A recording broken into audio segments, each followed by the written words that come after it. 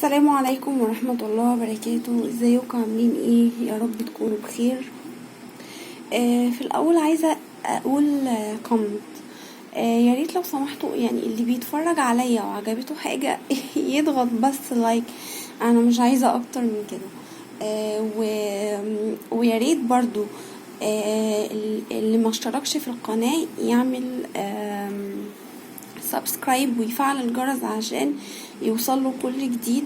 الفترة الجاية هبتدي اسرع في الفيديوهات. انا عارفة ان انا بتأخر كتير، معلش بحكم الشغل وكده، انا اسفة. والنت كان ايام اللي فاتت صعب جدا يعني ان انا انزل حاجة وكده. وياريت يعني انا بطلب منكو، ده طلب بقى، بليز بليز بليز لو سمحتوا، اي حد عايز شرح اي جرامر ممكن انا اصلا يكون تايه عني في اي مرحلة، فبعد اذنكم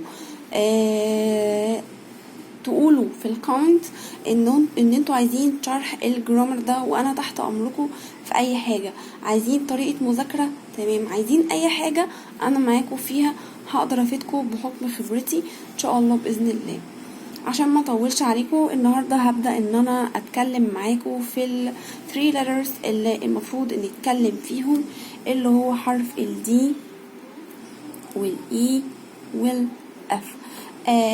نرجع كده، المره اللي فاتت اخدنا حرف ال A وقلنا صوته A، وحرف ال B قلنا صوته ب، وحرف ال C قلنا صوته ك. المهم هناخد النهارده حرف ال D. اول حرف D، حرف ال D صوته sound of the letter D د، sound of the letter D د. الطريقة اللي انا شغالة بيها دي فونكس. بعد كده هقسم لكم الجروبس مع بعض، جروبس الحروف كده منفردة وحرفين مع بعض يتنطقوا ايه، وابتدي ان انا ادخله لكم في ووردز علشان نبدأ ننطق مع بعض صح. حرف دي يتنطق ض، تمام، اتنطق له علاقة باسمه، لان احنا المرة اللي فاتت قلنا حرف السي مخدع شوية، اللي هو اسمه سي بس ما الساوند بتاعه ملوش علاقة باسمه، صوته ك. وده اخد صوت حرف الكي اتكلمنا عنه الحلقة اللي فاتت سوري. لو ما اتفرجتيش عليها او متفرجتش عليها يا ريت ترجع لها تاني هتستفاد ان شاء الله. نرجع لحرف الدي صوته ض، زي كلمة ضج، زي ضل، زي كلمة دونكي، تمام. انا عايزة اعود الطفل ان هو اول ما يشوف حرف الدي يقول ض. خلاص هنتكلم على حرف الاو، فاول ما يشوفه يقول ج، يبقى ضج، ضل، دونكي، تمام، دونكي. يبقى حرف الدي صوته ض، sound of the letter دي ض، تمام. تاني حرف معانا هو حرف الاي. حرف الاي مش مكسور ومش مفتوح، فبقول عليه ايه.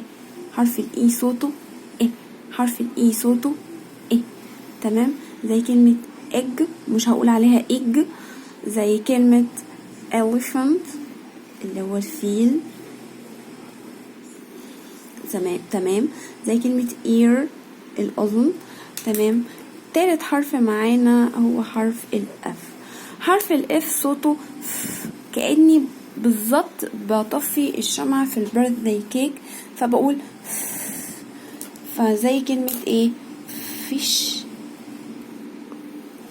زي كلمة ايه تاني، زي كلمة فان، او انا هنا هقول ايه، الاس اتش اتنطق ش. ده احنا هنتكلم عليه في حلقة منفردة ان شاء الله.